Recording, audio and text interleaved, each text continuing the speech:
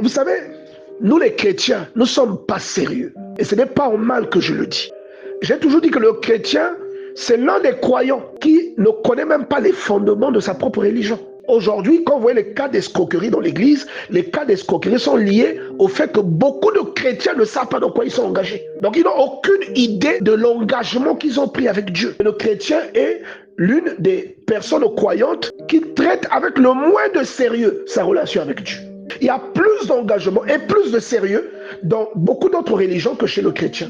Ils savent la base et ils connaissent même les points de repère de leur religion. Mais le chrétien ne connaît même pas les fondements de sa propre religion. Il y en a même qui sont des membres actifs, qui sont intercesseurs, mais qui ne peuvent même pas vous définir la nouvelle naissance, c'est quoi. Qui ne peuvent même pas vous dire la rémission des péchés, c'est quoi. Vous voyez?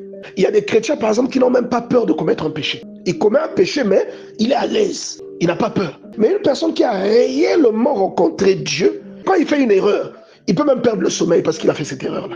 Ce sont des signes de l'importance que vous accordez à votre relation avec Dieu.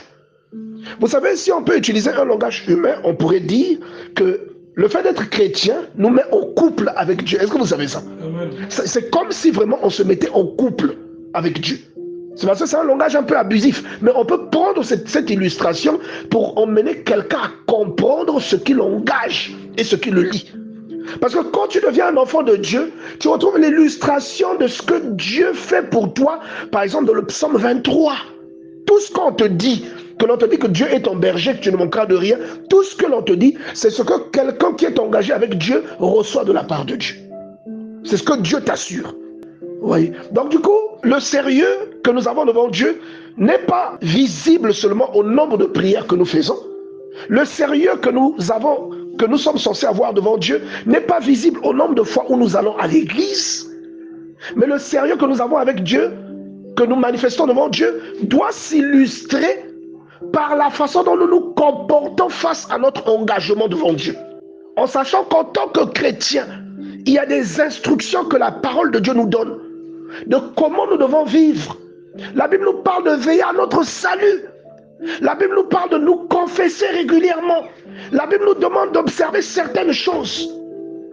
Et une personne qui a réellement rencontré Dieu veille à toutes ces choses.